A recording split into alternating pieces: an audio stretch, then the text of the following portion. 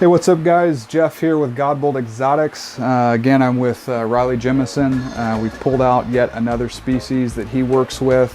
These are Antaresia childreni, otherwise known as the children's python.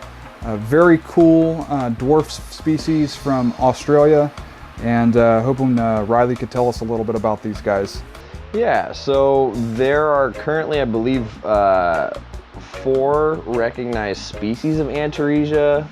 You have your children's pythons, spotted pythons, you have your pygmies, the Perthensis, and then Western and Eastern. Yeah, and then so you have your Stimsons, which then there's 2 subspecies. So, and you know, they may change that, but back in the day, they used to all just sort of be lumped in together as one group.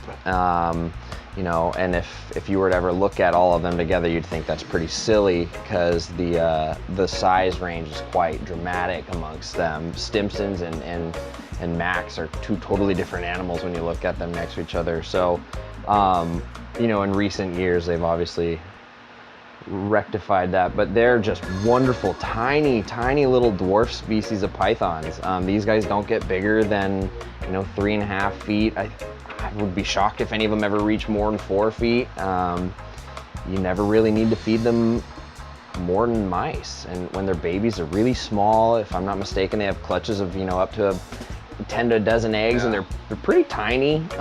Most people express challenge with getting babies started, so you know, I'm looking forward to learning that hopefully this coming year. But these guys are just wonderful, personality packed little tiny pythons. Yeah, I mean, they're the 2nd smallest in the world, and I'm pretty sure, you know, in their natural range, whenever these guys hatch out, they're really, what they're hunting for is frogs and lizards. You know, it's probably like the best, you know, meal they can get. They're so tiny. So, you know, it's pretty common, you know, for a lot of breeders that produce these guys to start them on mouse tails and then switch them over to pinks as they get larger. But I mean, you're talking about a snake that's, like, when coiled, is tiny.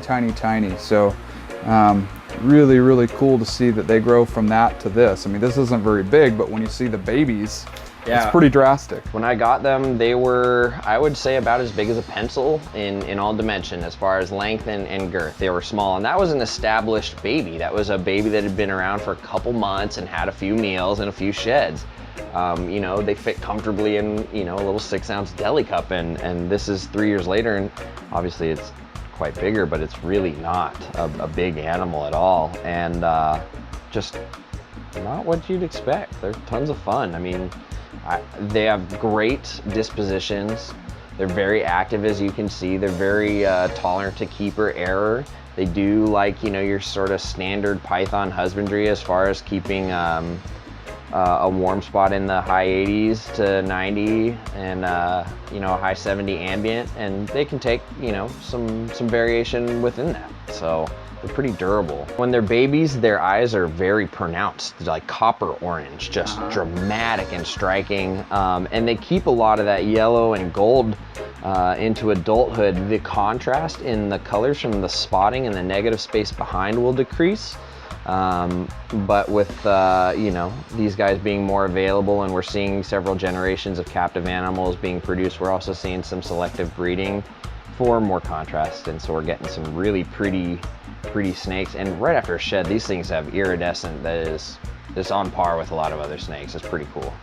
Yeah, I mean, I'm not huge on morphs or anything like that, but over in Australia, the stuff these guys are doing with the children's pythons is just amazing. Like the marble morph and everything. You've got the caramel albinos and stuff. I mean, they just look so cool. Yeah, Peter Birch has that in spades. Right. I mean, here we've got the black-eyed gene, where I think that's a simple recessive. I'm not sure if they've proved it out, but and then you've got the ghost line that AAR, you know, Australian Addiction's known for, that, you know, they actually go into that ghost wash at night and then, you know, change colors during the day. But they're just very cool little pythons. And, you know, this was one of my daughter's first snakes, was a children's python. It was her first snake. So if you're looking at something to get your kids, this is a great option. if you don't want, you know, something as big as a ball python. You don't want a corn snake because you want a python, but you want it in that small size. I say go with a children's python. Can't go wrong. Yeah, they're active when you want them to be, but they're not going to rub their noses around a cage if they don't get handled per se. Right. But yeah, I couldn't see any fault in keeping this species. They're just really awesome. And they're terrestrial, so they don't need a very big cage. I mean, you can keep an adult in a 28 quart, 31 quart tub if you wanted. Yeah, that's what these guys are living in. I actually probably wouldn't even go any bigger than a CB70. No, I mean, if you have a pretty big adult, a CB70 might even still be overkill, but they'll use it. They're not shy. So it's not like you have to worry about overexposing them or keeping them vulnerable in like too big of a space. Once they get going on food, they're like, sweet, we got it, we're good, we know this drill, and they're just really confident snakes. Awesome. Antaresia childreni, otherwise known as the children's python. Awesome little snakes. Thanks for having us over, Riley. Anytime. And I'll have his information in the description. Make sure you like and subscribe. Until next time, you're watching Godbold Exotics.